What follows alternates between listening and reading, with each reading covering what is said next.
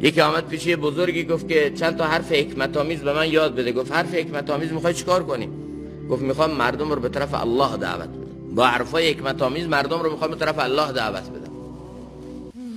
از کجا معلوم که این حرفای حکمت آمیز رو وسیله نکنی برای اینکه مردم رو به طرف خودت دعوت بدی؟ کمال خودت و بزرگی خودت و نبوغ خودت رو تو جامعه به رخ مردم بکشی با این حرفای حکمت آمیز.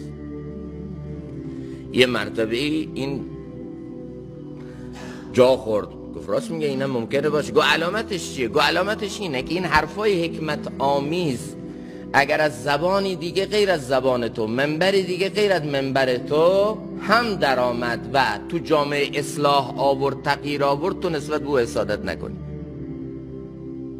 نگی آقا فقط منبر من، فقط آقا نصیحت من، فقط حرف حقمونه که از زبان من در میاد، دیگرها باید خفه بشن چون منافع من به خطر میفته، جاه طلبی من به خطر میفته، ریاست من به خطر میفته. وقتی اینا آمد نشانه از اینه که تو حرف حق رو، حرف حکمت آمیز رو برای معرفی خدا به جامعه نمیخوای، برای معرفی خودت به جامعه میخوای.